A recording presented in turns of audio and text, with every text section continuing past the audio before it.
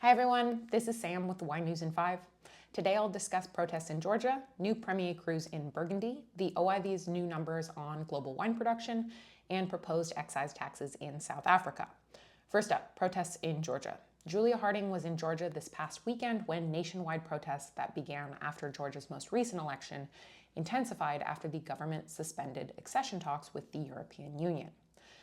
To make a very long and complicated story short, Georgia gained independence from the Soviet Union in 1991. Since then, they have pursued EU membership. The goal of EU membership is written into their constitution. Last year, the country gained EU candidate status.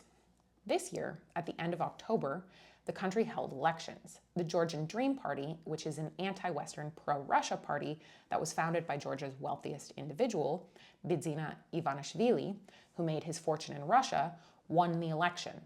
The European Parliament rejected the election results because of irregularities. Then, on November 28th, Prime Minister Irakli Kobakidze said that Georgia would suspend EU accession talks for the next 4 years. According to U.S. nonprofit National Democratic Institute, 81% of Georgians support EU integration. So the fact that protests that began after the election have intensified is not surprising. But this being the wine news, what does that mean for producers or lovers of Georgian wine? When Russia banned Georgian wine imports on spurious sanitary grounds from 2006 to 2013, many producers worked hard to improve the quality of their wines, and they started to export to the EU, the UK, and the US. Gaining EU candidacy status in 2023 helped streamline trade processes and allowed producers to continue to build their exports. Georgia recorded its highest export numbers to the UK ever in the first 6 months of 2024. This is a significant development because 66% of Georgia's wine exports currently go to Russia at below average prices. The EU, UK, and US export markets represent the opportunity for smaller producers to focus on quality and sell at higher prices than the industrial production that serves Russia. If Georgia does not continue its path to EU accession, it is likely it'll become much harder for Georgian producers to export, and consumers are not going to see the range they currently enjoy. I will now quote Tina Kazelli, head of the Georgian Wine Association. "This is about a true popular uprising and brutal violation of human rights. This is about the country that has created the wine culture and shared it with the world being repressed for its love of freedom. This is about people in this part of the world desperately trying to protect European values, and it is extremely important for the rest of the world to understand what's going on. It is also important to say that all efforts I and my colleagues have put into putting Georgia on the world wine map in the last 30 years could be lost forever." Moving on to the new Premier Crus in Burgundy. On November 29th, Vin de Bourgogne announced that the INAO had approved 4 new Premier Crus in the Mâconnais, all exclusively planted to Chardonnay: Les Murs in the village of Puy-Loché, and Les Longuets, Les Pétaux, and Les Cortes in the village of Puy-Venzel. Labeling as Premier Cru for these sites requires hand harvesting, limiting yields to 58 hectoliters per hectare, and aging wines until July 1st following the harvest.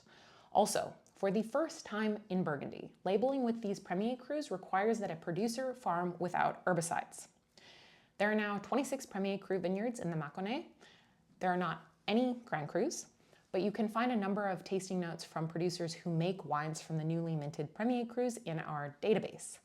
Many of these are stunningly good value for Burgundy and score on par with the big hitters from the Côte d'Or. On to new data on global wine production. On November 29th, the OIV published estimates on global wine production in 2024. Their estimates show that between 227 and 235 million hectoliters of wine were produced. This is a 2% decline from 2023 and a 13% decline from the 10-year average.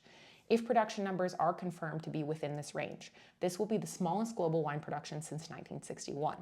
In the last 8 years, we've experienced the 3 smallest vintages in the last 63 years. In all cases, the reason was extreme or atypical meteorological events such as early frosts, heavy rainfall, and prolonged drought, which has been exacerbated by economic and market circumstances. Finally, proposed excise taxes in South Africa. On November 13th, the government of South Africa published a 47-page policy review on the taxation of alcoholic beverages and their recommendations for restructuring excise taxes. The document states that this is to align with the World Health Organization's global strategy to reduce the harmful use of alcohol. It then proposes 3 possible scenarios to increase excise taxes: a flat rate increase from 11 to 16% of current average retail price, a banded increase in line with inflation plus 4%, or a banded approach based on alcohol percentage. This last proposal lays out a plan where wine between 0.5% and 4.5% ABV would remain at the current rate, 4.5% to 9% ABV would see a 40% tax increase, and wines at 9 to 16.5% ABV would see an 80% increase. On November 27th, South Africa Wine, the national body representing the country's wine grape producers and industry stakeholders, issued a statement condemning the planned tax increases and pointing out that increases would destabilize an already struggling industry and could lead to an increase in the illicit alcohol trade, which already accounts for more than 22% of all alcohol in South Africa, and which undermines legal tax-paying businesses. CEO Rico Basson stated, "Instead of penalizing compliant producers, the government should focus on combating illicit trade and strengthening law enforcement." If you are in South Africa and you drink wine, make wine, import wine, or have family members involved in the wine industry, I highly encourage you to email your thoughts on the proposal to 2024 alcohol review at treasury.gov.za. The government is reviewing public comments until February 14th.